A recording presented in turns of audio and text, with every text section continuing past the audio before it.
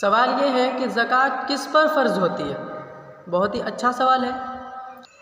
तो इसी चीज़ को मैं आज आपको बहुत ही बारीकी से, बहुत ही ईज़ी और बहुत ही आसान तरीक़े से समझाने की कोशिश करूँगा, पूरी डिटेल में। तो आप लोग वीडियो को आखिर तक देखें, लास्ट तक देखें। देखिए, ज़कात हर उस शख्स पर फ़र्ज़ है जो कि साहिब निसाब हो। साहिब निसाब कौन है?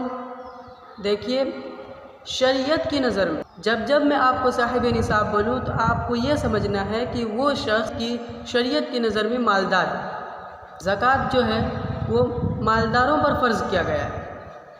लेकिन मालदार कौन है? तो भाई हर कोई आज के डेट में, मैं बताऊँ आपको, हर कोई आज के डेट में अपने आप को गरीब समझता है। जब वो अपने से ऊपर के लोगों को देखता है, अरे वाह उसके पास इतना है, तो फिर वो अपने आप को गरीब समझने लगता है। हर कोई जब अपने से ऊपर के लोगों को देखता है गरीब समझने लगता है। तो अब भाई मालदार कौन है? ऐसे में तो ज़कात कोई नहीं अदा करेगा। तो शरीयत ने इसका भी हल निकाला है कि हर वो शख्स साहिब निसाब है, हर वो शख्स मालदार है कि वो इन 4 चीज़ों को देख ले। जब इन 4 चीज़ों को देखने के बाद इतना अमाउंट उसके पास जमा हो जाए, पहले वो 4 चीज़ें देख लें क्या है।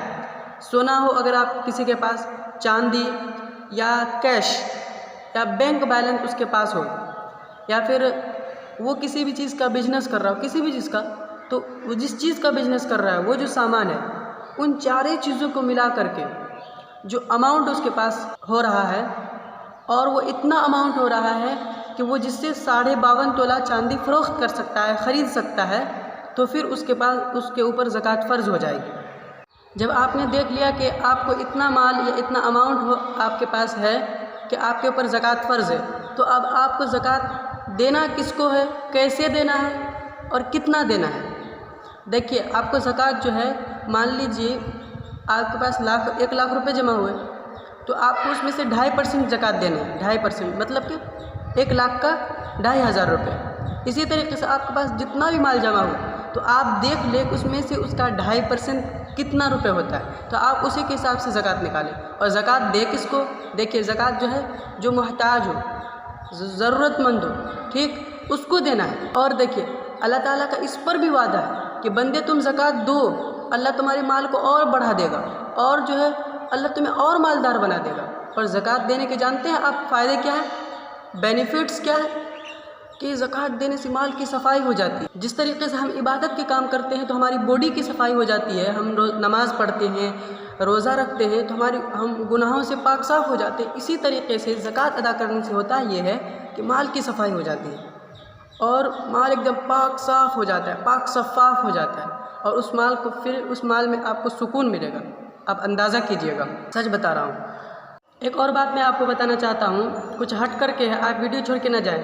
अगर आपको मालूम करना हो कि आप पर ज़कात फ़र्ज़ है या नहीं है, तो आप पहले जो है, जो चीज़ें मैंने पीछे बताई, कि पहले आप देख लें कि आपके पास गोल्ड या सिल्वर कितना है, या आपके पास कैश या बैंक बैलेंस कितना है, या आप जो चीज़ का बिजनेस करते हैं, तो उन सारे अमाउंट को ऐड करने के बाद जो अमाउंट आपके पास होता है, ठीक, कैलकुलेशन करने के बाद, तो आप क्या करें, मान लीजिए आपके पास हुए 2 लाख रुपए, 1.5 लाख रुपए, जो भी अमाउंट हुए, तो आप मान लीजिए उसमें कुछ कर्ज़ वगैरह है, 20,000, 30,000 या 50,000 रुपये कर्ज़ है, तो आप उस कर्ज़ को भी माइनस कर दें। ठीक, ये चीज़ मैंने पहले बताना भूल गया।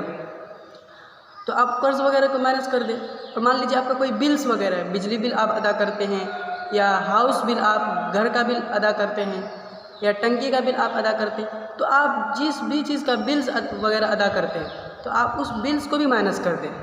कर्ज़े की जितनी भी चीज़ें हैं, आप उसको माइनस करने के बाद अब आप देखिए आपके पास कितना अमाउंट अब आपके पास बचा, कि इतना अमाउंट बच गया कि आप जिससे 52.5 तोला चांदी बाय कर सकते हैं, ख़रीद सकते हैं।